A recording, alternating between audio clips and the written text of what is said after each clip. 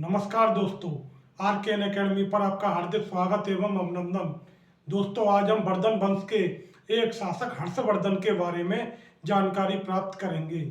दोस्तों, हर्षवर्धन का जो जन्म हुआ था वह 4 जून 590 ईस्वी को हुआ था। हर्षवर्धन का जन्म कब हुआ? 4 जून 590 ईस्वी को। ज्येष्ठ मास कृष्ण पक्ष की द्वादशी को इनका जन्म हुआ था। सीवी वैद्य के अनुसार इनका जो जन्म हुआ था हर्षवर्धन का 4 जून 590 ईस्वी को हुआ था। ज्येष्ठ मास में कृष्ण पक्ष की द्वादशी को हुआ था। एक राज ज्योतिषी थे तारक।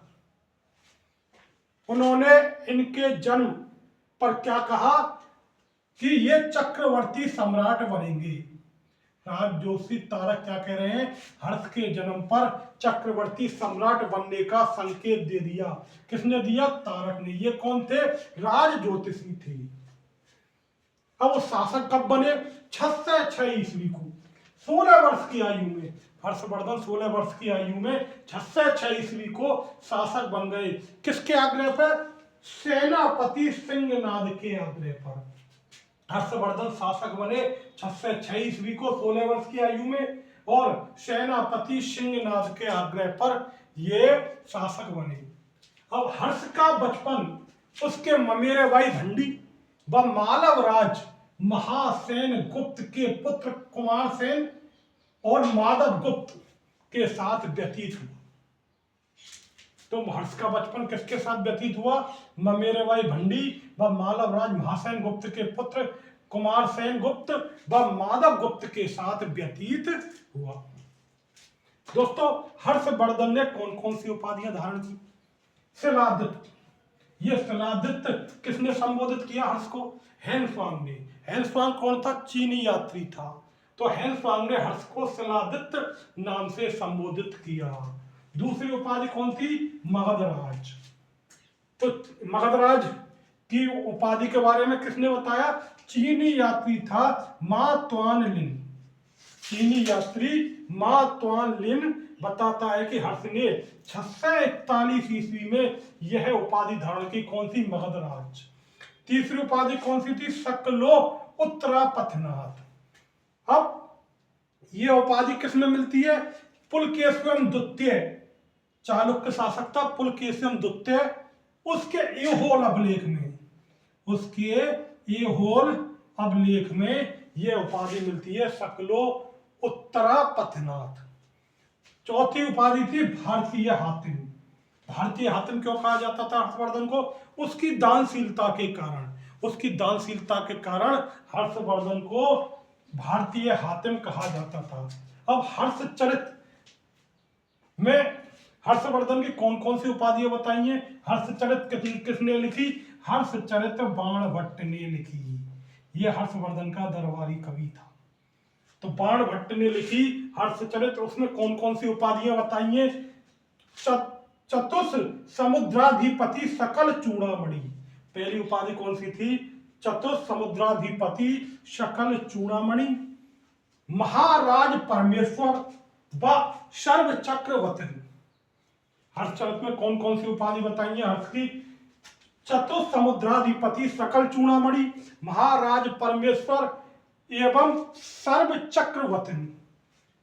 अब कुंतल नामक अश्वारोही दूत ने थानेश्वर की राजसभा में हर्ष को गौड़ नरेश शशांक द्वारा राजवर्धन की हत्या का समाचार दिया। अब राजवर्धन कौन था? राजवर्धन उसका बड़ा भाई था, जिसकी हत्या किसने की? शशांक ने कर दी। अब राजवर्धन की हत्या हो गई, उसके पश्चात हर्ष ही थानेश्वर राज का एकमात्र उत्तराधिकारी बचता है। तो अब राजा किसे बनना था? थानेश्वर का हर्ष को।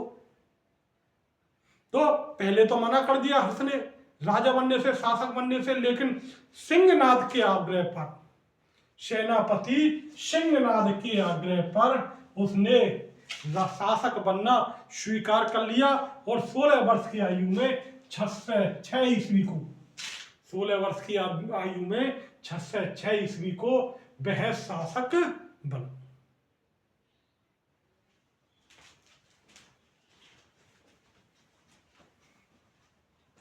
अब दोस्तों हर्षवर्धन शासक बन गया, उसका राजरोहण हुआ। तो राजरोहण के समय हर्ष के सामने कई समस्याएं थी। तो अब कौन कौन सी समस्याएं थी? हर्ष की आरंभिक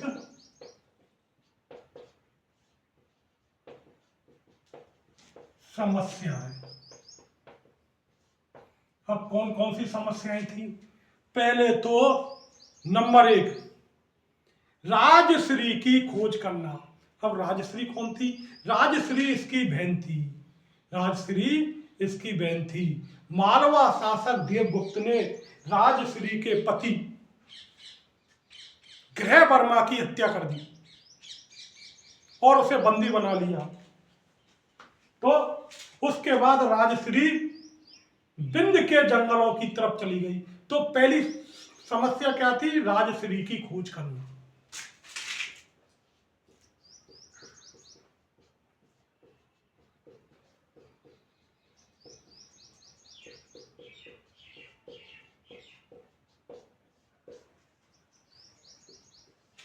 दूसरी समस्या क्या थी? कन्नौज के उत्तराधिकारी का प्रश्न है उसका हल करना। तो ग्रह वर्मा के बाद कोई भी उत्तराधिकारी नहीं बचा था। तो ग्रह वर्मा की मृत्यु के बाद कोई भी उत्तराधिकारी कन्नौज में नहीं बचा था। तो उस समस्या का हल करना, वहां की राज व्यवस्था को देखना।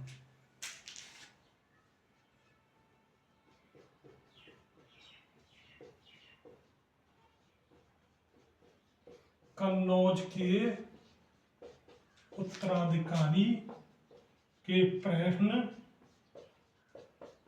को हल करना तथा वहां की राज व्यवस्था को देखना। अब तीसरा कौन सा था? तीसरी समस्या थी शशांक से अपने भाई की हत्या का बदला लेना। गौड़ शासक शशांक से अपने भाई राजवर्धन की हत्या का बदला लेना। तो हर्ष जब राजा बना था उसके सामने 3 समस्याएं थी। राजश्री की खोज करना, दूसरा कन्नौज के उत्तराधिकारी के प्रश्न को हल करना तथा वहां की राज व्यवस्था देखना, और शशांक से अपने भाई की जो राजवर्धन है उसकी हत्या का बदला लेना। अब हर्षवर्धन राजश्री की खोज के लिए निकल पड़ा। हर्ष ने अपने ममेरे भाई, हर्ष को जो उसका ममेरा भाई था भंडी, उसने सूचना दी। क्या सूचना दी? कि राजश्री विंध्याचल पर्वत की ओर चली गई है। तो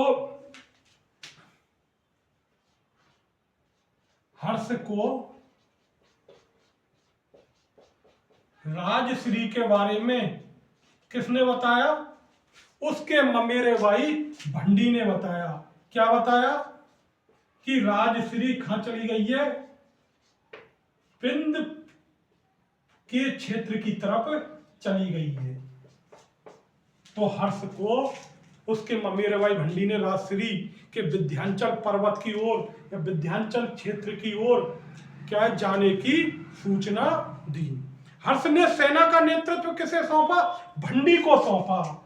हर्ष ने सेना का नेतृत्व भंडी को सौंपा और उसे शशांक पर आक्रमण करने का आदेश दिया। और स्वयं माधवगुप्त जो आगे चलकर उत्तर वंश का शासक बना, उसके साथ राजश्री की खोज के लिए विंध्य के जंगलों की तरफ चला गया। कहां चला गया? विंध्य के जंगलों की ओर चला गया। क्यों चला गया? राजश्री की खोज करने के लिए।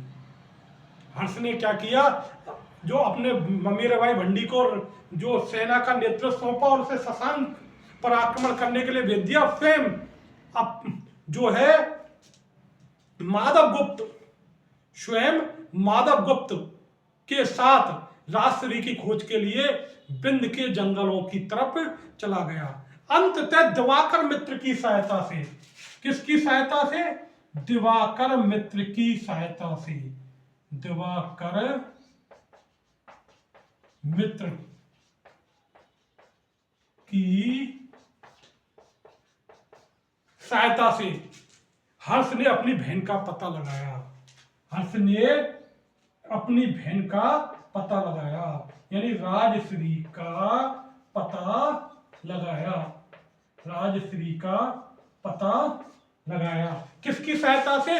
दिवाकर मित्र की सहायता से। जब वह चिता में जलने जा रही थी, जब वह चिता में जलने जा रही थी, हर्ष ने उसे बचाकर पुनः गंगा नदी के तट पर वापस आया, जहां भंडी सेना सहित प्रतीक्षा कर रहा था। दिवाकर मित्र के पास कौन ले गया हर्ष को? दिवाकर मित्र के पास हर्ष को एक सामंत व्याघ्र केतु, एक सामंत व्याघ्र केतु, एक सामंत व्याघ्र केतु व बिंद का स्वामी संगात, बिंद का स्वामी संगात कहां ले गए? दिवाकर मित्र के पास ले गए। दिवाकर मित्र के पास ले गए, जो किसका बाल सखा था? ग्रह वर्मा का बाल सखा था। दिवाकर मित्र किसका बाल सखा था? ग्रह वर्मा, कन्नौज का शासक ग्रह वर्मा का बाल सखा था। ग्रह वर्मा का बाल सखा था। हर्ष तथा दिवाकर मित्र की जो प्रथम भेंट हुई थी वह बिंद क्षेत्र में हुई। हर्ष व दिवाकर मित्र की प्रथम भेंट कहां हुई थी? बिंद क्षेत्र में हुई, बिंद क्षेत्र में हुई। तो दोस्तों, प्रथम समस्या क्या थी? राजश्री की खोज करना। तो हर्ष के ममीराबाई भंडी ने हर्ष को क्या सूचना दी कि राजश्री विंध्याचल के जंगलों की ओर चली गई है। हर्ष ने क्या किया? सेना का नेतृत्व किसे सौंपा? भंडी को सौंपा और शशांक पर आक्रमण करने का आदेश दिया। खुद माधव गुप्त, जो आगे चलकर उत्तर वंश का शासक बना, उसके साथ राजश्री की खोज के लिए विंध्याचल के जंगलों में चला गया और अंततः दिवाकर मित्र की सहायता से राजश्री का पता लगाया। अब दिवाकर मित्र से हर्षवर्धन को किसने मिलवाया? सामंत व्याघ्र केतु और बिंद के स्वामी संगात ने क्या है? परिचय करवाया, मिलवाया। और ये दिवाकर मित्र कौन था? कन्नौज का शासक ग्रह वर्मा का बाल सखा था। और हर्ष व दिवाकर मित्र की जो प्रथम भेंट थी वह बिंद क्षेत्र में हुई।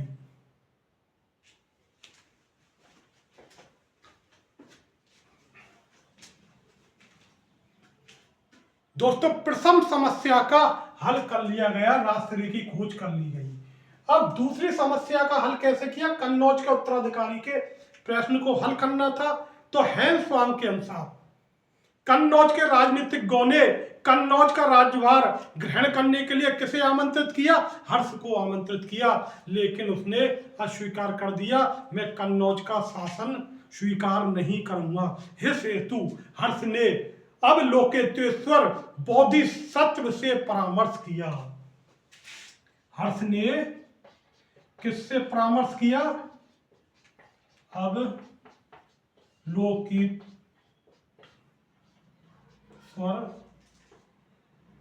बोधिसत्व से परामर्श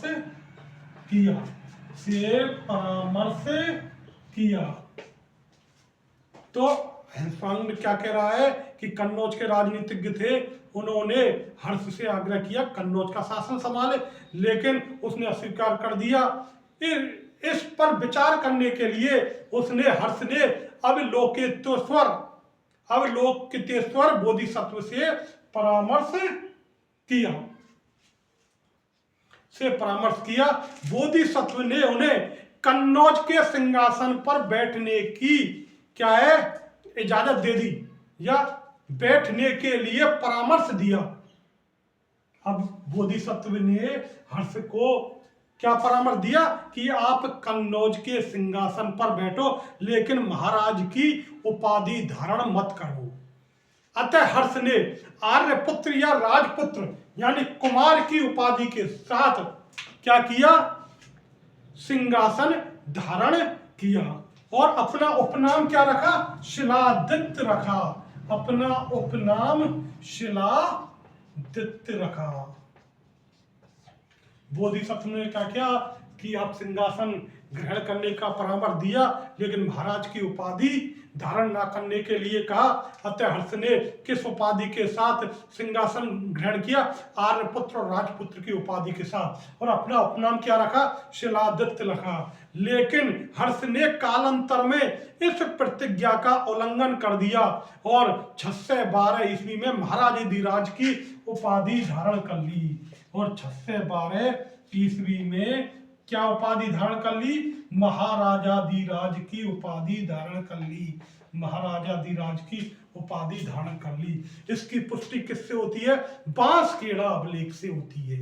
इसकी पुष्टि बांसखेड़ा अभिलेख से होती है कि हर्ष ने क्या किया कि महाराजाधिराज की उपाधि धारण कर सभी पूर्ण राज की उपाधियों को ग्रहण कर लिया। महाराजाधिराज की उपाधि के साथ सभी राजकीय जो उपाधियां हैं उनको ग्रहण कर लिया। अब संपूर्ण विवरण से क्या प्रकट होता है कि कन्नौज में अपनी बहन के संरक्षक के रूप में रहा। हर्ष क्या है, किसके रूप में रहा, अपनी बहन के संरक्षक के रूप में शासन किया। किसने किया, हर्ष ने किया। और चीनी ग्रंथ फैगची, चीनी ग्रंथ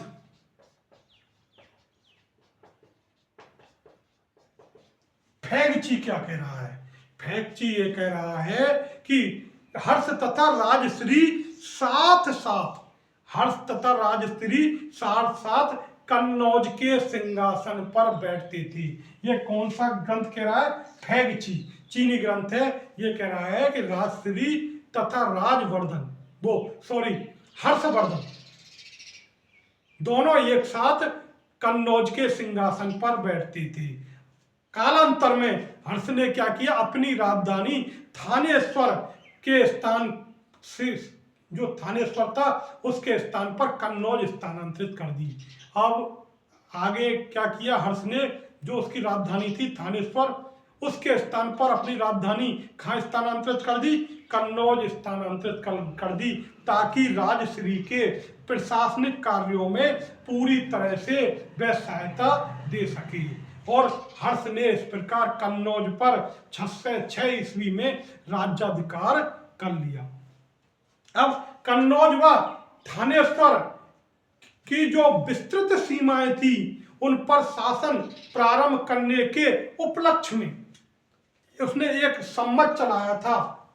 कौन सा सम्मत चलाया था, एक नवीन सम्मत चलाया था 606 ईस्वी को। कन्नौज व थानेश्वर राज्यों की विस्तृत सीमाओं पर शासन प्रारंभ करने के उपलक्ष्य में एक नवीन सम्मत चलाया था 606 ईस्वी को। नवीन सम्मत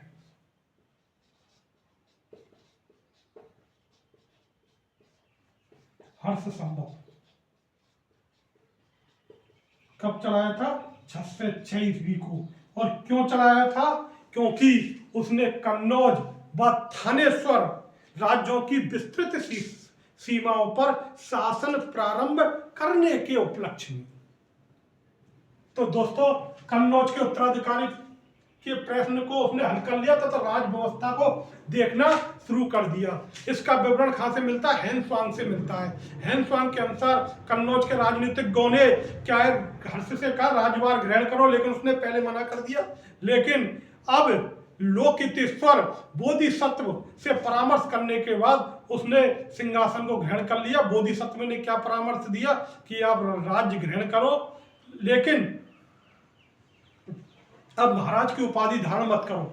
और उसने आर्यपुत्र और राजपुत्र उपाधि के साथ सिंहासन ग्रहण किया और अपना नाम शिलादित्य रखा, अपना नाम शिलादित्य रखा। लेकिन बाद में उसने इस प्रतिज्ञा का उल्लंघन कर दिया, महाराज की उपाधि सहित पूर्ण राज की उपाधियों को ग्रहण किया। इसकी पुष्टि कहां से होती है? बांसखेड़ा ताम्रपत्र से होती है। लेकिन संपूर्ण विवरण से यह प्रकट होता है कि जो राजश्री के संरक्षक के रूप में हर्ष ने कन्नौज पर शासन किया।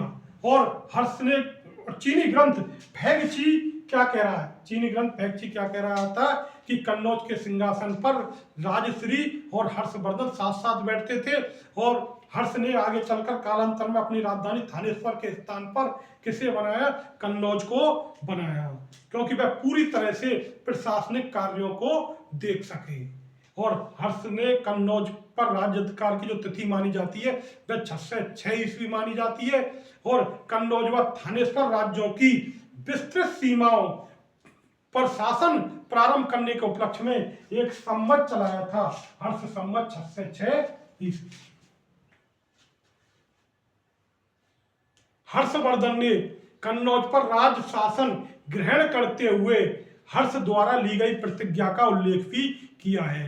उसने क्या कहा कि मेरे भाई के शत्रु अभी तक दंडित नहीं किए जा सके, मैं उनका सर्वनाश ना करने तक दाहिने हाथ से भोजन नहीं करूंगा। हिंसवांग ने जब कन्नौज पर राज शासन ग्रहण किया तब प्रतिज्ञा का उल्लेख हिंसवांग करता है। क्या करता है? मेरे भाई के शत्रु अभी तक दंडित नहीं किए हैं और तब तक मैं उनसे बदला ना ले लूं, उनका सर्वनाश ना कर दूं, तब तक दाहिने हाथ से भोजन नहीं करूंगा। दोस्तों, अब तीसरी समस्या थी शशांक थे अपने बड़े भाई राजवर्धन की हत्या का बदला लेना।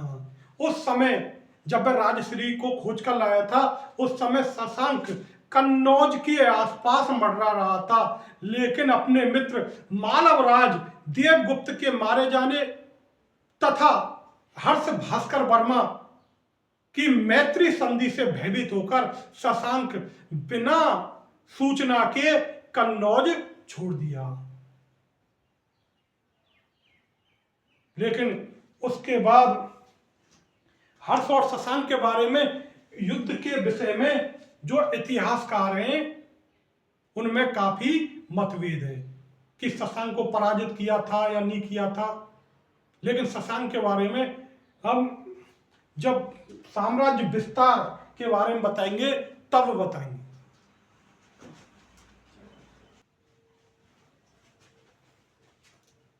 दोस्तों, हर्ष का विजय अभियान या साम्राज्य विस्तार, हर्ष का साम्राज्य विस्तार देख लेते हैं। हर्ष ने किस प्रकार अपने साम्राज्य का विस्तार किया। सर्वप्रथम उसने पूर्वी अभियान पर ध्यान दिया। तो प्रथम पूर्वी अभियान, प्रथम पूर्वी अभियान, प्रथम पूर्वी अभियान। तो हिंसवांग के अनुसार कन्नौज का शासक बनने के बाद हर्ष एक बड़ी सेना के साथ लगातार 6 वर्षों तक युद्ध करता रहा। हिंसवांग क्या कह रहा है कि कन्नौज का जो शासक बन गया उसके बाद हर्ष एक बड़ी सेना के साथ लगभग 6 वर्षों तक लगातार युद्ध करता रहा। संभवतः 606 ईस्वी से 612 ईस्वी तक उसने समस्त उत्तर प्रदेश, पश्चिमी बिहार तथा मालवा पर अधिकार कर लिया। अब सर्वप्रथम पूर्वी अभियान में बल्लभी के बारे में देखते हैं कि बल्लभी पर उसने अधिकार किस प्रकार किया। तो बल्लभी सौराष्ट्र में पड़ता है। बल्लभी कहाँ पड़ता है? सौराष्ट्र में पड़ता है। इस समय यहाँ का शासक कौन था? ध्रुवसेन द्वितीय था। बल्लभी का जो शासक था वह कौन था? शासक ध्रुवसेन द्वितीय था। शासक ध्रुव सेन द्वितीय था। कहाँ का शासक था? बल्लभी का शासक था। ध्रुवसेन दुर्लभ द्वितीय को दुर्लभ भट्ट या ध्रुव भट्ट भी कहते हैं। इसे दुर्लभ भट्ट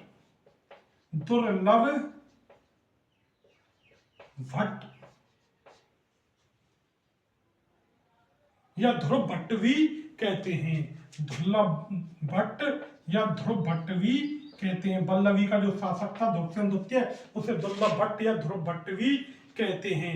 हर्ष ने जो ध्रुवसेन द्वितीय पर आक्रमण कर दिया, ध्रुवसेन द्वितीय पर आक्रमण कर दिया और ध्रुवसेन द्वितीय ने भागकर भड़ौच के गुर्जर शासक दत्त के यहां शरण ली।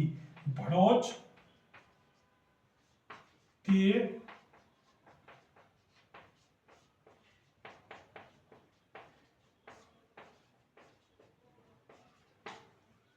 गुर्जर शासक दत्त के यहां शरण ली। भड़ौच के गुर्जर शासक दत्त के यहां शरण ली। तो हर्ष ने बल्लभी के शासक ध्रुवसेन द्वितीय पर आक्रमण किया, तो ध्रुवसेन द्वितीय ने कहां पर शरण ली? भड़ौच के गुर्जर शासक दत्त के यहां शरण ली। कहां शरण ली? भड़ौच के गुर्जर शासक दत्त के यहां शरण ली। अब हर्ष बल्लभी संघर्ष लगभग 629 से 640 ईस्वी के मध्य कभी भी हुआ होगा, लड़ा होगा। कब? 629 ईस्वी से 640 ईस्वी के मध्य कभी भी युद्ध में हुआ होगा। इसका उल्लेख जयभट्ट तृतीय के नौसारी अभिलेख में मिलता है। इसका उल्लेख कहाँ मिलता है? जयभट्ट द्वितीय के नौसारी अभिलेख में मिलता है। इस युद्ध का वर्णन जयभट्ट द्वितीय के नौसारी अभिलेख में मिलता है। नौसारी दानपत्र ये कहां पर है? बड़ौदा में है। यह कहां पर है? नौसारी दानपत्र बड़ौदा में है, जो 706 ईस्वी का है। जो कब का है? 706 ईस्वी का है। इस दानपत्र में किसका वर्णन मिलता है? बल्लभी शासक ध्रुवसेन द्वितीय और हर्ष के युद्ध का वर्णन मिलता है। लेकिन बल्लभी राज्य मध्यस्थ राज्य के रूप में कार्य करता था। किन किन के बीच? चालुक्य शासक पुलकेशिन द्वितीय और हर्ष के बीच। जो ये बल्लभी राज्य था वह पुलकेशिन द्वितीय और हर्ष के बीच मध्यस्थ राज्य के रूप में कार्य करता था। लेकिन बाद में हर्ष ने ध्रुवसेन द्वितीय से मित्रता कर ली और अपनी पुत्री का विवाह किसके साथ कर दिया? ध्रुवसेन द्वितीय के साथ कर दिया। हर्ष ने अपनी पुत्री का विवाह किसके साथ कर दिया? ध्रुवसेन द्वितीय के साथ कर लिया। अब बल्लभी नरेश से मित्रता कर हर्ष ने अपनी जो पश्चिमी सीमा को सुरक्षित कर लिया तथा दक्षिण में जो चालुक्यों का जो विस्तार था वो बंद कर दिया, लगभग बंद कर दिया। यह हर्ष की कूटनीतिक उपलब्धियों में से एक थी। ध्रुवसेन द्वितीय ने हर्ष द्वारा आयोजित कन्नौज तथा प्रयाग की सभाओं में भाग लिया। तो ध्रुवसेन द्वितीय ने हर्ष द्वारा कन्नौज व प्रयाग की सभा में भाग लिया। तो प्रथम पूर्वी अभियान किसके साथ हुआ? बल्लभी के साथ। बल्लभी के शासक कौन था? ध्रुवसेन द्वितीय था। और जब इनमें युद्ध हुआ था तो ध्रुवसेन द्वितीय ने कहां शरण ली? भड़ौच के गुर्जर शासक दत्त के यहाँ शरण ली। और यह युद्ध करीब 629 ईस्वी से 640 ईस्वी के मध्य कभी भी हुआ होगा। और जयभट्ट द्वितीय के नौसारी अभिलेख में इस युद्ध का वर्णन मिलता है। लेकिन बाद में हर्ष ने मित्रता कर ली किससे? ध्रुवसेन द्वितीय से, और अपनी पुत्री का विवाह ध्रुवसेन द्वितीय के साथ कर लिया। अब इससे क्या फायदा मिला कि हर्ष की पश्चिमी सीमा सुरक्षित हो गई और जो दक्षिण में जो चालुक्य थे उनका उत्तर में विस्तार लगभग बंद कर दिया। यह हर्ष की महान कूटनीतिक विजय थी। ध्रुवसेन द्वितीय द्वारा जो है हर्ष ने जो कन्नौज में प्रयाग में सभा करवाई थी उसमें भाग लिया था। दूसरी साल सिंध पर विजय। सिंध पर विजय। बल्लभी युद्ध के बाद हर्ष ने कहां पर आक्रमण किया? सिंध पर आक्रमण किया। और हेनसांग के विवरण से ज्ञात होता है कि सिंध देश का राजा शूद्र था तथा बौद्ध धर्मावलंबी था। सिंध देश का राजा कौन था? शूद्र व बौद्ध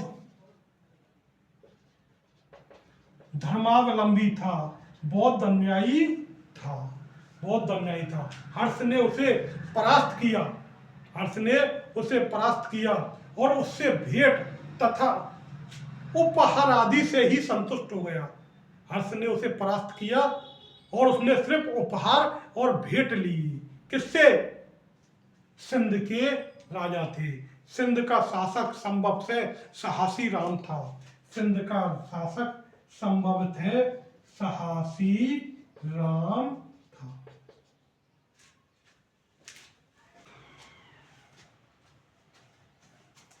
दोस्तों, पुलकेशिन द्वितीय से युद्ध। चालुक्य शासक पुलकेशिन द्वितीय से युद्ध। जैसे उत्तर भारत में एक महत्वपूर्ण शासक कौन था? हर्षवर्धन, उसी तरह दक्षिण में पुलकेशिन द्वितीय एक महत्वपूर्ण शासक था। इस युद्ध का वर्णन कहां मिलता है? हेनसांग की शियुकी में तथा ऐहोल अभिलेख में मिलता है। युद्ध का वर्णन, युद्ध का वर्णन कहां मिलता है? हेनसांग, हेनसांग की शियुकी व ऐहोल अभिलेख, पुलकेशिन द्वितीय का ऐहोल अभिलेख में इस युद्ध का वर्णन मिलता है। बाणभट्ट ने इस युद्ध का वर्णन नहीं किया है। बाणभट्ट ने इस युद्ध का वर्णन नहीं किया है। बाणभट्ट ने इस युद्ध का वर्णन नहीं किया। अब युद्ध का कारण क्या है?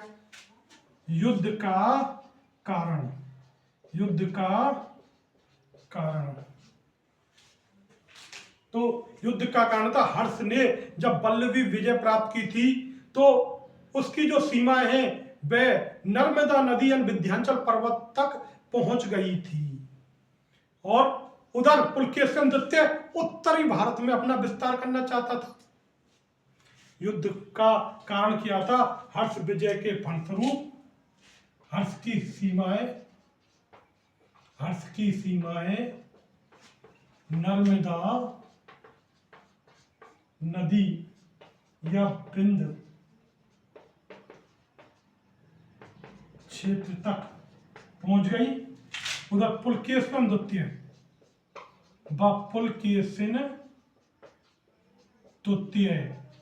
पुलकेशिन द्वितीय उत्तर में विस्तार, साम्राज्य का विस्तार करना चाहता था। अब युद्ध का परिणाम, युद्ध का क्या परिणाम हुआ? युद्ध का परिणाम हर्ष की पराजय, हर्ष की पराजय, हर्ष की पराजय। अब इसकी पुष्टि कहां होती है? ऐहोल अभिलेख व हेनसांग भी पुष्टि करता है। तो हेनसांग का विवरण, व ऐहोल अभिलेख, ऐहोल अभिलेख क्या पुष्टि करते हैं कि इस युद्ध में हर्ष की पराजय हुई थी। इस युद्ध में हर्ष की पराजय हुई थी। अब युद्ध की तिथि, युद्ध की तिथि 630 से 634 ईस्वी में कभी भी हो सकती है। ऐहोल अभिलेख में हर्ष को शकलो उत्तरापथनाथ कहा है। हर्ष को शकलो उत्तरा पतनात कहा है। कहाँ कहा है? एहोल अभिलेख में।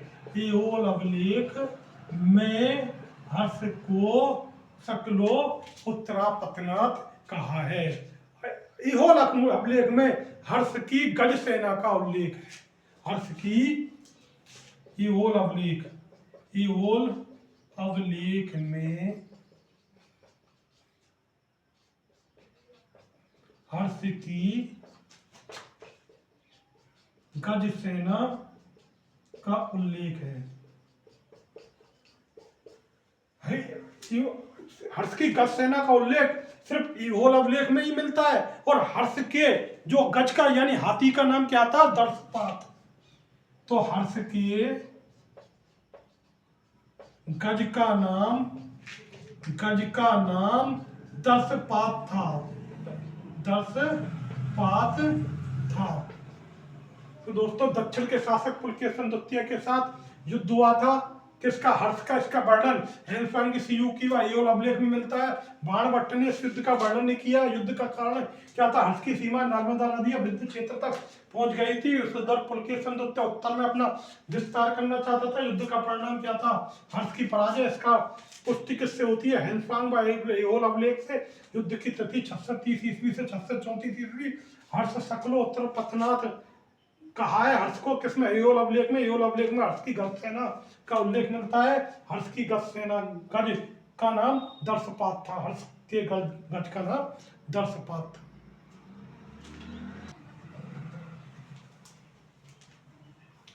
अब देखते हैं द्वितीय पूर्वी अभियान। द्वितीय पूर्वी अभियान। तो द्वितीय पूर्वी अभियान में शशांक से युद्ध हुआ था या नहीं, यह देखते हैं। मैंने तीसरी समस्या बताई थी कि बदला लेना चाहता था अपने भाई की हत्या का हर्षवर्धन। किससे? शशांक थे। तो शशांक से युद्ध। तो शशांक कहाँ का शासक था? मगध, बंगाल व उड़ीसा का शासक था। शशांक मगध, बंगाल व उड़ीसा का शासक था। शशांक मगध, बंगाल व उड़ीसा का शासक था। 619 ईस्वी के गंजाम अभिलेख, जो कहां पर है? उड़ीसा में है। शशांक को महाराजाधिराज कहता है। 619 ईस्वी, 619 ईस्वी का गंजाम अभिलेख, गंजाम अभिलेख जो कहां पर है? उड़ीसा में है। जो कहां पर है? उड़ीसा में है। जो शशांक को क्या कहता है? जो शशांक को महाराजाधिराज कहता है। महाराजाधिराज कहता है। जो महाराजाधिराज कहता है। यह लेख उसके महासामंत माधवराज द्वितीय का है। यह जो अभिलेख है उसके सामंत यानी शशांक के सामंत, जो ये अभिलेख है वह शशांक के शासक माधवराज द्वितीय का है। माधवराज द्वितीय का है। माधवराज द्वितीय का है। इसका मतलब है 619 ईस्वी तक शशांक जीवित था।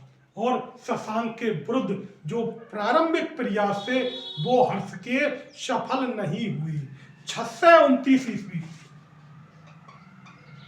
629 ईस्वी को एक मिदनापुर लेख है। मिदनापुर लेख है। ये क्या कह रहा है? मिदनापुर लेख में भी शशांक के जीवित होने के प्रमाण मिलते हैं। शशांक के जीवित होने के प्रमाण मिलते हैं। इसका मतलब है 629 ईस्वी तक क्या है कि इसके प्रमाण मिल रहे जीवित होने के लिए, किंतु इसमें इसे महाराजाधिराज नहीं कहा है। इसमें इसे महाधीराज नहीं कहा है। महाराजाधिराज नहीं कहा है।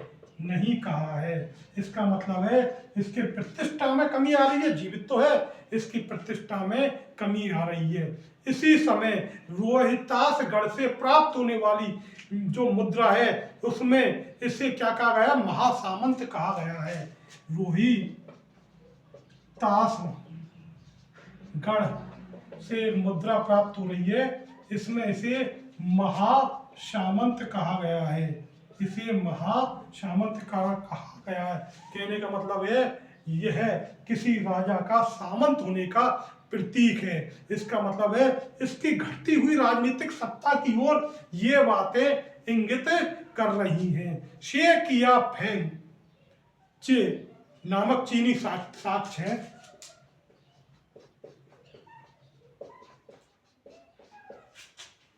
शे किया फेंग चे चीनी ग्रंथ है, चीनी साक्ष्य है। इसमें क्या कहा गया है कि हर्ष ने कुमार राज यानी असम का भास्कर वर्मा के साथ मिलकर बौद्ध विरोधी शशांक को नष्ट कर दिया। पहली बार यह उल्लेख आ रहा है सेंग किया फेंगची में जो चीनी साक्ष्य है, इसमें क्या आ रहा है कि हर्ष ने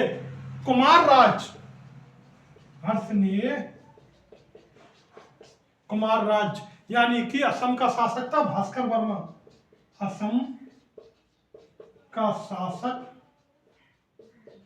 भास्कर वर्मा के साथ मिलकर बौद्ध विरोधी शशांक को नष्ट कर दिया। पहली बार शेख किया फेंगचे कह रहा है कि हर्ष ने कुमार राज यानी असम का शासक भास्कर वर्मा के साथ मिलकर जो बौद्ध विरोधी था उसको क्या है समाप्त कर दिया। भास्कर वर्मा के निधानपुर लेख, भास्कर वर्मा के निधानपुर लेख में क्या कहा गया है कि सैकड़ों राजाओं के विजेता ने कर्ण सुवर्ण यानी बंगाल पर अधिकार कर लिया। सैकड़ों राजाओं का विजेता कौन, हर्ष, उसने कर्ण सुवर्ण यानी जो बंगाल का क्षेत्र उसे कर्ण सुवर्ण कहा जाता था पर अधिकार कर लिया। यह संभव है शशांक को हराने के बाद उस प्रदेश पर हर्ष ने भास्कर वर्मा को। तो भास्कर वर्मा का निधानपुर लेख क्या कह रहा है कि सैकड़ों जो राजाओं का विजेता था यानी हर्ष ने क्या किया है, कर्ण सुवर्ण यानी बंगाल का जो क्षेत्र है जिस पर शशांक का अधिकार था उस पर अधिकार कर लिया, लेकिन यह प्रदेश किससे सौंप दिया, भास्कर वर्मा को सौंप दिया। यह क्षेत्र भास्कर वर्मा को सौंप दिया। 637 ईस्वी में 637 ईस्वी में हैंसवांग इस क्षेत्र में आया। 637 ईस्वी में जब हैंसवांग पूर्वी भारत का जब भ्रमण किया था उस समय शशांक को भूतकाल का शासक बताया। शशांक को क्या बताया है, भूतकाल का शासक, भूतकाल का शासक यानी कि इस समय शशांक नहीं था, हो सकता है शशांक की मृत्यु उस समय तक हो चुकी हो। इससे प्रकट होता है कि शशांक की 637 ईस्वी तक मृत्यु हो चुकी होगी। अब हर्ष व शशांक के बीच युद्ध हुआ था नहीं, इसकी पुष्टि अभी तक नहीं हुई है। इस पर अभी तक कोई ठोस निर्णय नहीं हो सका है कि शशांक को हर्ष ने हराया था या नहीं हराया था, उसकी मृत्यु कैसे हुई, इसके बारे में अभी कोई ठोस निर्णय नहीं हो सका। डॉक्टर ब्यूलर ने हर्षचरित में शशांक का एक नाम नरेंद्र गुप्त खोजा है। डॉक्टर ब्यूलर ने शशांक का एक नाम क्या खोजा है, इसने नरेंद्र गुप्त खोजा है। डॉक्टर ब्यूलर ने शशांक का एक नाम नरेंद्र गुप्त खोजा है। शशांक शैव था यानी शैव धर्म का अनुयायी था और बौद्ध धर्म के विनाश के लिए उसने काफी प्रयास किया। तो शशांक कौन था, शशांक बौद्ध धर्म का अनुयायी था। शशांक बौद्ध धर्म का अनुयायी था और बौद्ध विरोधी था। और बौद्ध विरोधी था। उसने बौद्ध धर्म के विनाश के लिए काफी प्रयास किया। शशांक वो शैव धर्म का अनुयायी था। शैव धर्म का अनुयायी था, यानी शिव का भक्त था और बौद्ध धर्म का विरोधी था। उसने बौद्ध धर्म के विनाश के लिए बड़ा प्रयत्न किया। शशांक ने बौद्ध गया के मंदिर से बुद्ध की मूर्ति हटवाकर शिव की मूर्ति स्थापित करने का प्रयास किया, लेकिन असफल रहा। शशांक ने क्या प्रयास किया कि बौद्ध मंदिर है बौद्ध गया में, उसकी मूर्ति को हटवा दिया जाए और उसके स्थान पर शिव की मूर्ति स्थापित कर दिया जाए, लेकिन यह प्रयास असफल रहा। शशांक ने बोधि वृक्ष को कटवा दिया। शशांक ने क्या किया? बोधि वृक्ष को कटवा दिया। बोधि वृक्ष को कटवा दिया, जिस वृक्ष के नीचे बुद्ध ने ज्ञान प्राप्त किया था, उसको कटवा दिया। पूर्ण वर्मा ने इसका पुनरुद्धार किया। पूर्ण वर्मा नामक शासक ने इसका पुनरुद्धार किया। शशांक ने तो बोधि वृक्ष को कटवा दिया, लेकिन पूर्ण वर्मा ने इसको क्या किया? पुनरुद्धार किया। काशी स्थित बौद्ध मठ का विनाश कर दिया। शशांक ने क्या किया? काशी स्थित बौद्ध मठ का विनाश कर दिया। काशी स्थित बौद्ध मठ का विनाश कर दिया। पाटलिपुत्र में बुद्ध के जो पद चिन्ह अंकित पाषाण खंड को गंगा में क्या कर दिया? फेंकवा दिया। पाटलिपुत्र में बुद्ध के जो पद चिन्ह अंकित पाषाण खंड को कहां फेंकवा दिया? गंगा में फेंकवा दिया। आर्य मंजूश्री मूल कल्प में उसे बौद्ध स्तूपों तथा विहारों का विनाशक कहा है। कहां पर? आर्य मंजूश्री मूल कल्प में इसे क्या कहा गया है कि बौद्ध स्तूपों तथा विहारों का विनाशक। बौद्ध स्तूपों तथा विहारों का विनाशक किसे कहा गया है? शशांक को। शशांक को क्या कहा गया है? बौद्ध स्तूपों तथा विहारों का विनाशक कहा गया है। शिव शशांक की मुद्राओं पर शिव व नंदी के चित्र मिलते हैं। मुद्राओं पर, शशांक की मुद्राओं पर, शशांक की मुद्राओं पर, शशांक की मुद्राओं पर शिव व नंदी के चित्र मिलते हैं। शशांक की मुद्राओं पर शिव व नंदी के चित्र मिलते हैं।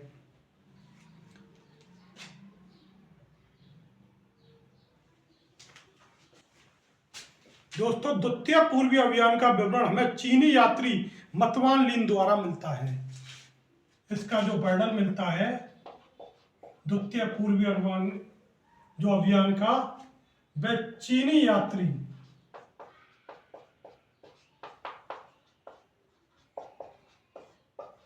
मतवान लिन द्वारा मिलता है। जो हर्ष का जो द्वितीय पूर्वी अभियान है, उसका जो मुख्यतः जो उल्लेख किया है वह चीनी यात्री मतवान लिन ने किया है। अब दोस्तों, मगध पर अधिकार, हम मगध पर अधिकार देख लेते हैं। चीनी लेखक मतवान लिन के अनुसार, चीनी लेखक मतवान लिन के अनुसार सर्वप्रथम 641 ईस्वी में हर्ष ने मगध राज की उपाधि धारण की। हर्ष ने मगध राज की उपाधि कब धारण की? 641 ईस्वी में। ये किसने कहा है? चीनी लेखक मतवाली ने कहा है। मगध पूर्व में शशांक के अधीन था। अभी मैंने बताया था मगध जो पूर्व में किसके अधीन था? शशांक के अधीन था। हर्ष ने चीन में जो अपना दूत मंडल भेजा था, हर्ष ने चीन में जो दूत मंडल भेजा था लगभग 641 ईस्वी को, उसमें भेजे गए पत्र आदि में इसे मगध राज कहा है।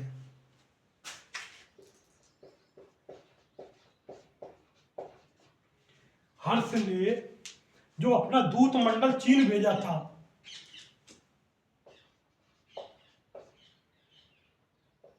चीन में हर्ष द्वारा चीन में भेजे गए दूत मंडल के साथ पत्र आदि में इसे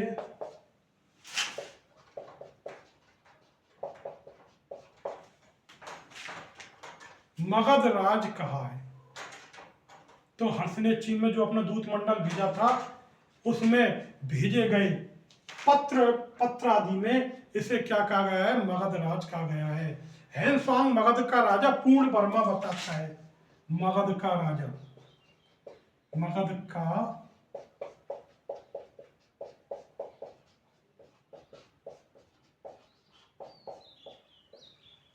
राजा किसे बताता है? पूर्ण वर्मा को बताता है। संभवतः उसी को हराकर हर्ष ने मगध पर अधिकार कर लिया। संभवतः उसी को हराकर हर्ष ने मगध पर अधिकार कर लिया।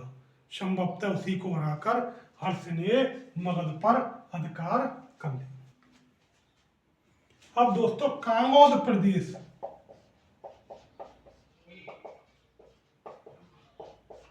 ये कहां पर है?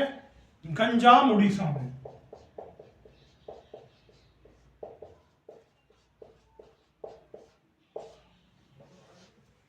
कांगोद प्रदेश उड़ीसा में है। हैंसवांग की जीवनी के लेखक वी ली से इसके बारे में हमें जानकारी मिलती है। हैंसवांग की जीवनी, हैंसवांग की जीवनी के लेखक ही ली से इसके बारे में जानकारी मिलती है कि 643 ईस्वी में, 643 ईस्वी में हर्ष ने कांगोद प्रदेश पर अधिकार कर लिया। हर्ष ने कांगोद प्रदेश पर अधिकार कर दिया। हर्ष द्वारा उड़ीसा के जयसेन नामक बौद्ध विद्वान, जो अपनी विद्वता के लिए प्रसिद्ध थे, 80 बड़े गांव की आय को दान में देने का प्रयत्न किया, किंतु उसने विनीत भाव से अस्वीकार कर दिया। हर्ष द्वारा उड़ीसा के शासक थे वो उड़ीसा के जयसेन नामक वैद्य विद्वान, वो बौद्ध विद्वान को हर्ष ने उड़ीसा के जयसेन नामक बौद्ध विद्वान को, जयसेन नामक बौद्ध विद्वान को क्या दान में देने का प्रयत्न किया? 80 बड़े गांवों की आय, 80 बड़े गांवों की आय। लेकिन जयसेन ने क्या किया? अस्वीकार कर दिया विनीत भाव से। इससे भी कांगोद प्रदेश की विजय की पुष्टि होती है। इस प्रकार समस्त प्रमाणों से यह सिद्ध होता है 643 ईस्वी तक शशांक के अधीनस्थ बंगाल, उड़ीसा व मगध पर हर्ष ने अधिकार कर लिया, पूर्वी अभियान में जीत लिया।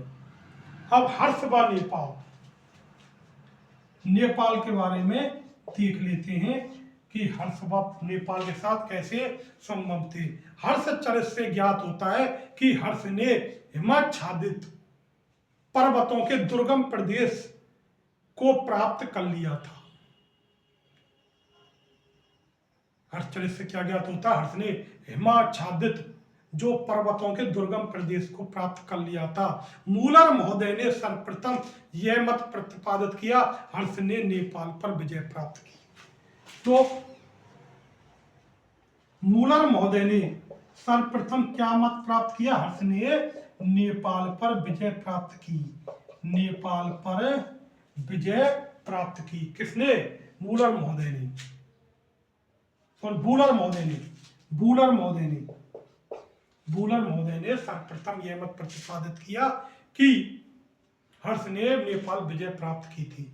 आर के मुखर्जी के अनुसार, आर के मुखर्जी क्या कह रहे हैं कि नेपाल का राजा अंशु वर्मा के अभिलेखों में हर्ष संवत का प्रयोग किया गया है।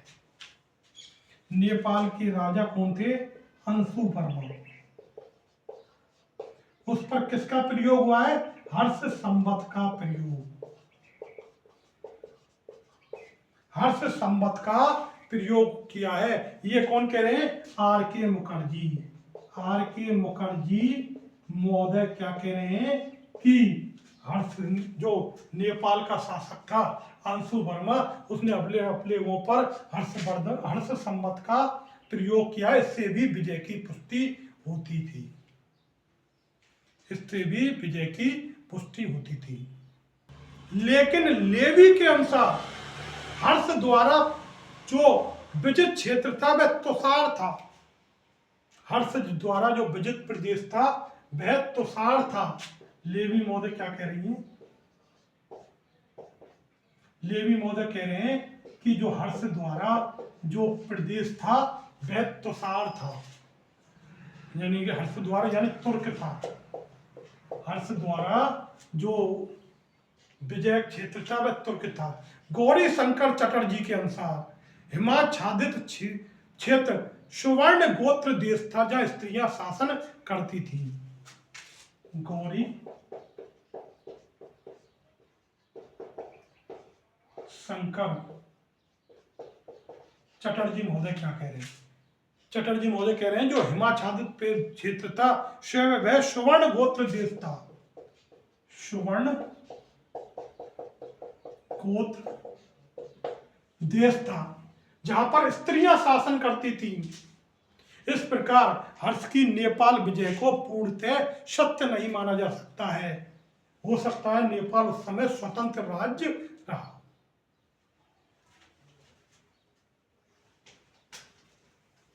अब दोस्तों कश्मीर के साथ कैसे संबंध है? कश्मीर, आर के मुखर्जी ने हर्ष की जीवनी के इस वक्तव्य के आधार पर हर्ष की कश्मीर विजय के बारे में निष्कर्ष निकाला है। क्या निष्कर्ष निकाला है? जो कश्मीर का राजा था वह बौद्ध अनुयायी था, उसके पास महात्मा बुद्ध के दांतों के अवशेष थे। महात्मा बुद्ध के दांत के अवशेष थे। उसने बौद्ध संघ से मध्यस्थता कर जो बुद्ध के दांत का जो अवशेष है वह हर्ष को भेंट कर दिया था। तो आर के मुखर्जी ने जो हेनसांग की जीवनी के आधार पर कश्मीर विजय के बारे में क्या निष्कर्ष निकाला है कि कश्मीर का राजा बौद्ध अनुयायी था, उसके पास महात्मा बुद्ध का दांत था और उसने बौद्ध संघ से मध्यस्थता कर बुद्ध के दांत हर्ष को भेंट कर दिए। यानी हर्ष ने बौद्ध संघ से मध्यस्थता कर क्या प्राप्त किया?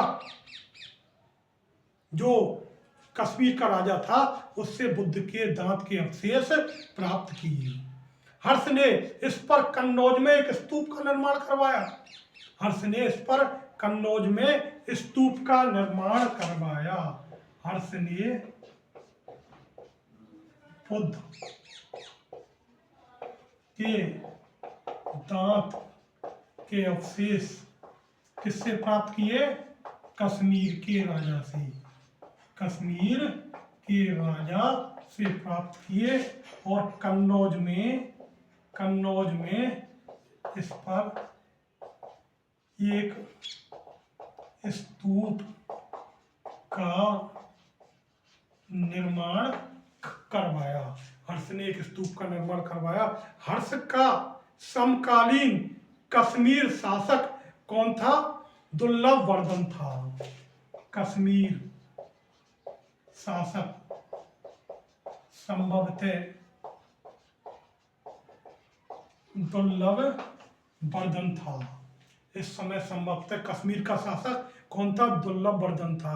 राज तरंगणी के अनुसार कश्मीर पर हर्ष का राज था, अतः संभव है कश्मीर का राजा हर्ष के प्रभाव क्षेत्र के अंतर्गत आता था तथा हर्ष का मित्र था। हो सकता है ये स्वतंत्र हो और हर्ष से उसकी मित्रता हो। तो कश्मीर का राजा हर्ष के प्रभाव क्षेत्र के अंतर्गत आता था और उसका मित्र था। अब कामरूप, कामरूप यानी असम का पुराना नाम था। असम वाला क्षेत्र था कामरूप। जो शशांक बंगाल का शासक था वह हर्ष व असम का शासक यानी कामरूप का शासक भास्कर वर्मा दोनों का शत्रु था। और निधानपुर ताम्रपत्र में कामरूप के बर्मन वंश के बारे में जानकारी मिलती है।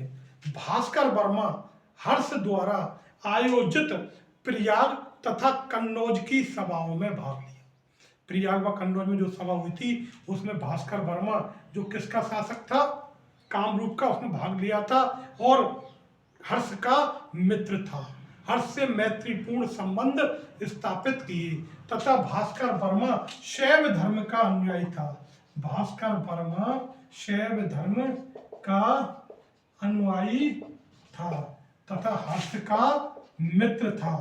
हर्ष का मित्र था। इसके बारे में जानकारी कहाँ मिलती है?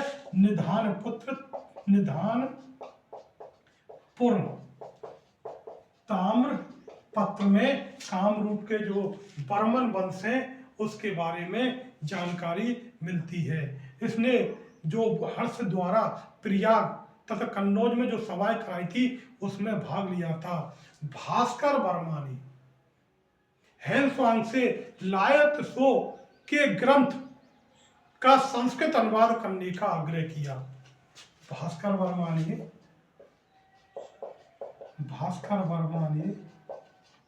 किससे? हैंसवांग से लायोत से के ग्रंथ का संस्कृत अनुवाद का आग्रह किया। भास्कर वर्मा ने हैंसवांग से लाए सो के ग्रंथ का संस्कृत में अनुवाद करने का आग्रह।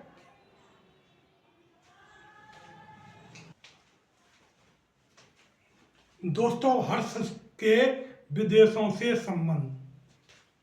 दोस्तों, चीन के साथ मैत्री संबंध की जानकारी मतवालीन के विवरण से मिलती है।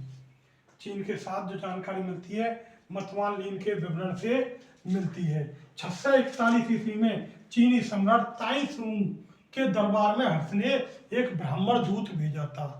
हर्ष ने क्या भेजा था? एक ब्राह्मण दूत भेजा। किसके दरबार में? चीन का सम्राट था ताइसुंग के दरबार। प्रत्युत्तर में चीन ने 3 दूत भेजे। प्रत्युत्तर में 3 दूत मंडल भेजे। किसने? चीनी नरेश ने, तांग ताइशुंग ने। पहला दूत मंडल किसके नेतृत्व में? लियांग हुई किंग के नेतृत्व में। लियांग हुई किंग के नेतृत्व में पहला दूत मंडल भेजा। द्वितीय दूत मंडल ली ई पियाओ के नेतृत्व में। ली ई पियाओ के नेतृत्व में इसके साथ बांग श्वांत से भी था। इसके साथ बांग श्वांत से चीनी अधिकारी भी था। तीसरा दूत मंडल 647 ईस्वी में वांग श्वात्से के नेतृत्व में यानी वांग श्वात्से 2 दूत मंडलों के साथ आया। इस दूत मंडल के अन्य प्रमुख थे जियांग शिरेन थे। तो दोस्तों 3 दूत मंडल भेजे ताइसुंग ने। चीनी सम्राट ने पहला दूत मंडल लियांग हुई किंग के नेतृत्व में, दूसरा ली ई पियाओ के नेतृत्व में, इसके साथ वांग श्वात्से नामक चीनी अधिकारी था, और तीसरा मंडल 647 ईस्वी में वांग श्वात्से के नेतृत्व में। इस दूत मंडल में अन्य प्रमुख थे जियांग शिरेन। दोस्तों, हैंसवांग के अनुसार हर्ष ने पंच भारत पर विजय प्राप्त की। हैंसवांग के अनुसार हर्ष ने पंच भारत पर विजय प्राप्त की। अब पंच भारत में कौन किस किस पर विजय प्राप्त की? पंजाब,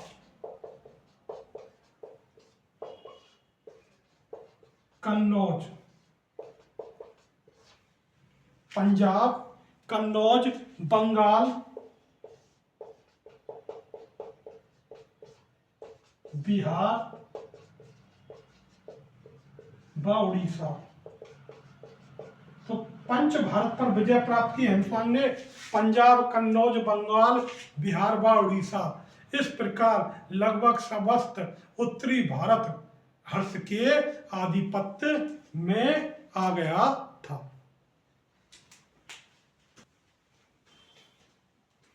दोस्तों, इस चैनल को सब्सक्राइब करें, लाइक करें तथा शेयर करें। नमस्कार दोस्तों।